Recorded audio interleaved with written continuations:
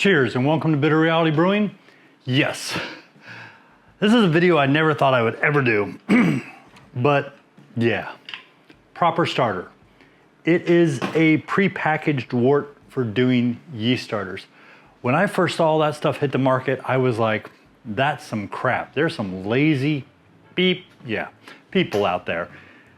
What the hell? Seriously? I've changed my mind. And I'm not looking to change your mind. No, not at all. What I want to do is explain to you the difference between using something like this and using DME, dry malt extract, and the pros and cons. I mean, there are pros and there are definitely cons on both. I just never thought I would ever use that stuff, and now I'm preferring this stuff. So yeah, keep watching. Don't forget, like, subscribe, keep sharing. Come on, hit the subscribe. It doesn't cost you a dime. Much appreciated. Appreciate the support. Really appreciate the support more than you realize. I'll make sure to leave links down below. This I got from More Beer, and I don't know how many other links I'll leave you. There might be a couple Amazon links down there. Yes, they are affiliate. Yes, sometimes they throw me a few dimes, nickels, sometimes a lot less. But it helps to keep things going and helps cover a lot of my costs, or a good percentage, we'll put it that way. So first of all, what are we doing? We're gonna compare using DME versus pre-packaged proper starter wort. Yeah, that's what this is, proper starter. And it's from Omega Yeast. So most of you, if not everybody out there, I hope knows who Omega Yeast is. So this is made by Omega Yeast. And it's not cheap, but when I started doing the math, it's not really expensive either. So first of all, I'm just gonna assume that we're going to be making 32 ounces, okay? 32 ounces to make a yeast starter. For a 5-gallon batch, I know I'm gonna get a lot of flack for this down in the comments, but that's okay, it's all good. You've seen, I use mason jars all the time. I only do 8 ounces. I know everybody's like, what? You're not pitching a whole liter in a 2-liter flask? No, I do 8 ounces. It's more than enough for a 5-gallon batch. I don't have any problems, it works great. Sometimes it works amazingly well, but most of the time it just works great. I do have these. These are expensive. These are 1 liter, or well, I guess they go a little higher, but they do up to 1,000 milliliters. So yeah, it's fine. And that's what I use. It works for me. What works for you is what works for you. And I'm not the person who judges people. I try to avoid that, although sometimes it's unavoidable, but I do try not to judge people. And everybody does things a little differently. It's just the way it is. So we're looking at doing a 1.040 gravity. That is a known recommended starting gravity for doing a yeast starter, 1.40. Technically, you can go down to 1.032, and I know some of you are out there going, why can't I just go high and get a lot of yeast? That's a whole nother video. You don't want to do it. Trust me on that one. You don't want to do it. Another video. We'll talk about it later. So if I'm taking DME, we're going to look at DME, okay? That is dry malt extract. Got a big old bag here. I usually buy a light dry malt extract. This one over here is a Munich. I have some light wheat. It's whatever I can get for the best price, and I'm not doing any dark. I'm always keeping it, that's probably the darkest I'm going on the Munich. Most of the time I'm trying for a light Pilsner. Light Pilsner is my go-to when I'm looking for a DME that I want to use for doing yeast starters. And I don't use DME for anything. Yes, anything except yeast starters. I just don't, I'm sorry. I know some of you do, I don't. I don't add it to beer, I don't add it to anything. I just use it for yeast starters. So if I'm buying DME and I'm looking at 3.81 ounces of DME to get a 1.40 in 32 ounces of water, that, we're gonna just call it 4 ounces, okay? We're just gonna call it 4 ounces, a quarter pound. That's gonna cost the average home brewer $1.50 to just under $2, either from the local homebrew shop. If it's more than $2, you need to find a new local homebrew shop, but to just about $2. So you can get it for less than $1.50, and that's if you're buying it through maybe bulk or quantity. And yeah, so it's not the cheapest stuff out there. And that's for a quarter ounce, or a quarter pound, sorry, 4 ounces, quarter pound. So let's just call it $1.50, okay? It could be as much as $2. Now, when you're buying proper starter, the first one I bought was at my local homebrew shop, and it was about $5. I only bought 1 can. He just sells it by the can, and I had zero intention of buying it. The reason I bought it is I was dying to brew the next day. I was working crazy hours. I didn't have the time. Yes, you're hearing that little word? Convenience. And I looked at it and I said, you know what? Let me take a can of this, because I really don't have time to make my yeast starter. And we're gonna go into that and why it takes so much time. So I grabbed a can. I was very impressed, actually. I was quite impressed in 2 ways, and I'll explain that, but 2 ways. We'll go into that. So 1 can makes 32 ounces. You take 1 can of proper starter, which costs you $3.75. Yes, we're talking, the DME is already at 40% the price of this. So this is 2.5 times the price of DME at the lowest cost, assuming you didn't get some big sale and big bulk purchase. So that is just under 2 times to just over 2 times the price. Now, 1 can, you add 16 ounces of water, that gives you 32 total ounces. Same thing as using 4 ounces of DME. Here's the key, okay?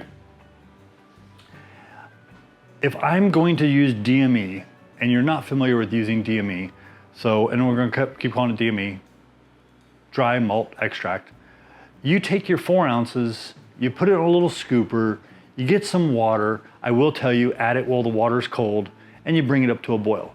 It will still stick to the edge. It's a little messy. You clean it up. If you spill it, it's a nightmare. It sticks to everything. It's basically a type of sugar. So you get it all cleaned up. Now you've got to bring it up to a boil. You bring it up to a boil. You want to keep it there for a couple minutes. Just keep stirring, keep stirring, keep stirring, keep stirring. You will notice that if you're not stirring, it seems to fall out of suspension a little bit, no matter what you do. And I do mean no matter what you do.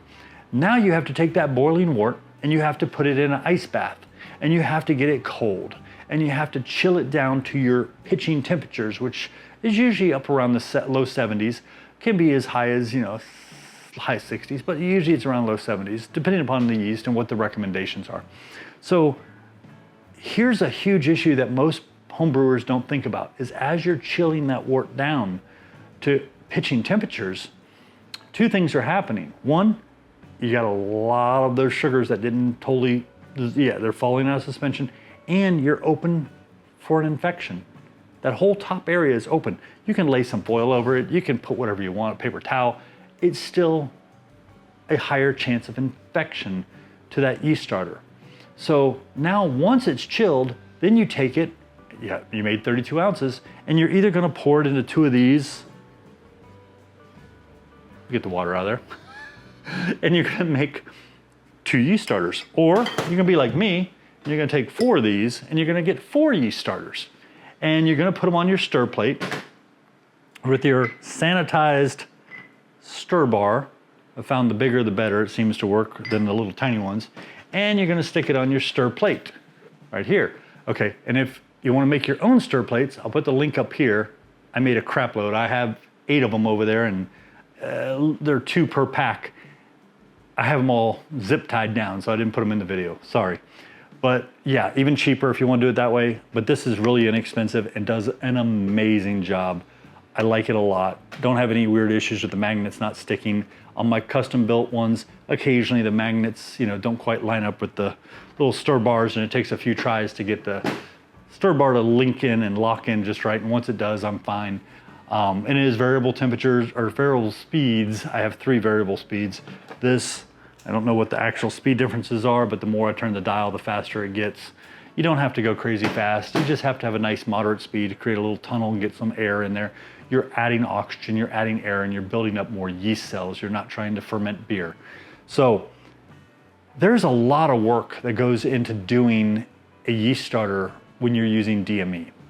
Your time is worth money, or your personal time has value, whether you like it or not. So the goal for me has always been keep the cost down. I'm extremely busy lately. I mean, extremely busy. I don't have time to be sitting there boiling that, chilling that, and worrying about an infection. I'm starting to say, you know what? This stuff is awesome. So I pay a little more, okay? And that's assuming I'm buying enough. I bought this from More Beer, but I'm assuming I'm buying enough of this to get free shipping, which you can easily do at More Beer. It's not hard. I think it's like $59 or something, so yeah. And I'll leave links below, like I said, for everything. I take 1 can of this. You want to sanitize it. So spray the top, give it a couple minutes to sit. You got a yeast packet here. This is slightly expired, but it's Belgian Ardennes 3522 from Yeast, or Yeast, however you want to say it. I don't care anymore. I have my scissors, which I've already sprayed down, but I'll respray it just to make sure everybody's super happy. We know how people like to critique things, so spray that bad boy down. We'll spray that down. I have some Omega Yeast 404 here, and yeah, you know what 404 is. So I have that sitting there. I need to grab a magnet that I have somewhere around here because I have a stir bar in here. There we go. Okay. And of course it's stuck to the table. I hate when that happens. There we go. I'm gonna take a second and dump off some of this liquid. Okay, so this is how hard it is to do a yeast starter when you're using proper starter. Sanitize that with some Star San. Pop it open. It's gonna go, yeah. It's got some CO2 in it. They did it for shipping and packaging. It has a little hint of carbonation, but not much. The reason they did it is to keep it from getting damaged as easy. So don't worry about it. First time that happened to me, I went to Google and looked it up. I'm like, what the heck is going on? And they're like, yeah, don't worry, calm down. So I'm gonna take this. I could dump half of it in each of these. I could dump it right in here, but you know me, I'm cheap. And yeah, I'm talking about spending more money and I'm cheap. So I'm gonna dump it in here. You can see, it really upsets me with that carbonation, but it does go away quite rapidly. Okay, so I poured that out. Looks like drinkable beer. I'm serious, it does. It looks like drinkable beer. And here's the 16 ounces of water. And this is why I said I'm cheap. Pour a little bit of that in there.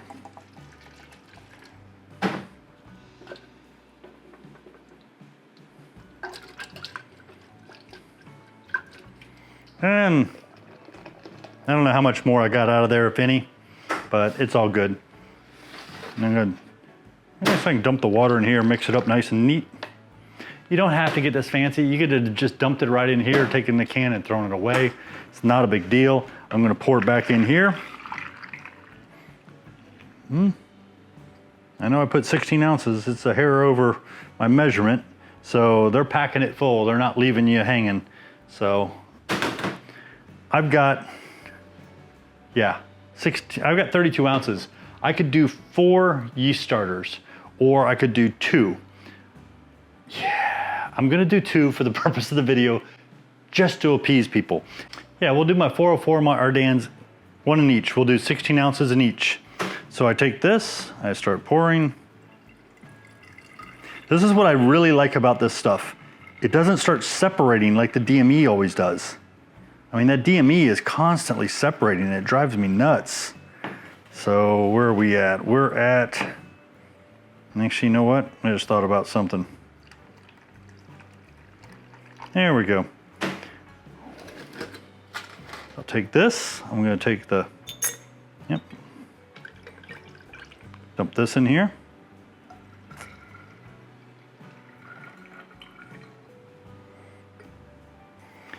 And I'm gonna dump a little in here. Like I said, I'm cheap. I don't like to waste any yeast.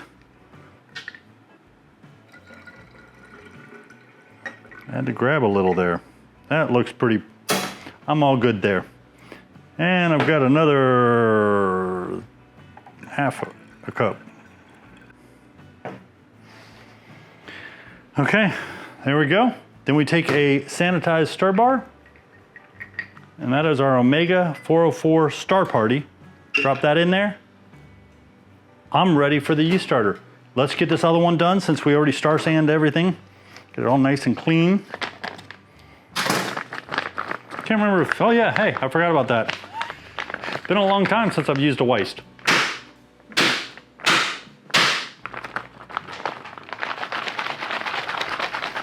There we go. Yeah. And I shouldn't even have to cut it. I should be able to tear it. And we're gonna cut it.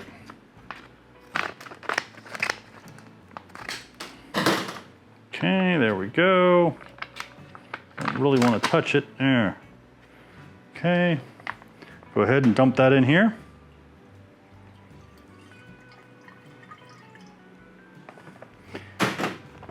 And like I said, I'm cheap. I hate wasting money. So I'm gonna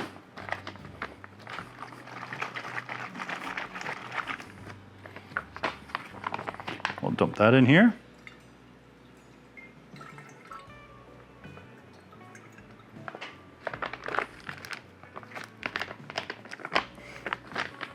Smells amazing. Love Ardenn's. It's an amazing yeast. Does a great job.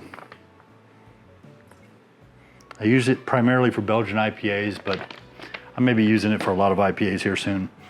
Ah, it smells so good. Then we're just gonna take the rest of this, go ahead and dump it in, and like I said, it's not separating like it does when I do a DME.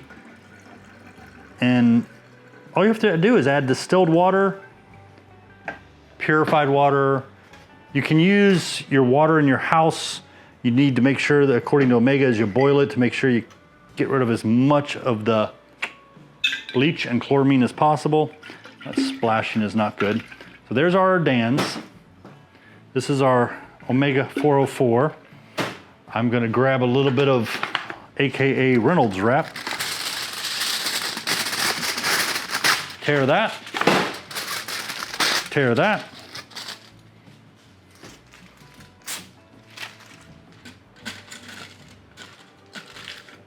There we go. Missed part of it. And put that over there. Okay, so I know what those are.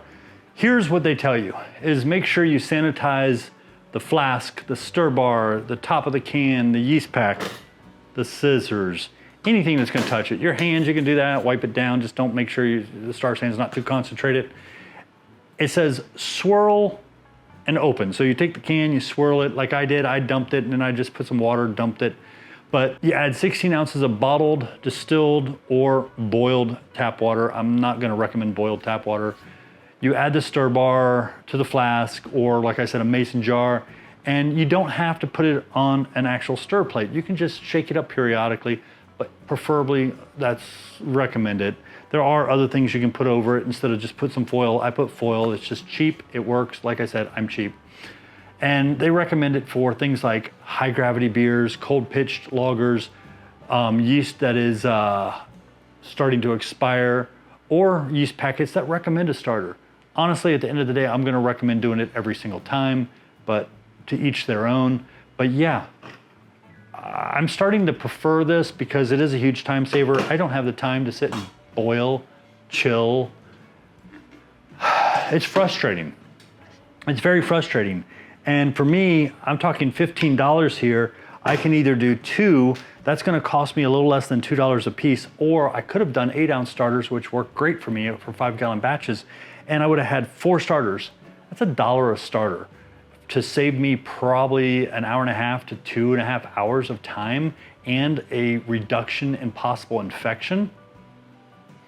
Yeah, now you see where I'm going, and that's why I'm starting to lean towards buying proper starter instead of buying DME. It's gonna cost me a little more, but it's gonna save me a ton of time. I'm gonna have less issues. To me, it's kind of a win. So let me know what you think in the comments down below. Don't forget, like, subscribe, keep sharing, definitely appreciate it. I gotta get these on the stir plates. Thank you, cheers.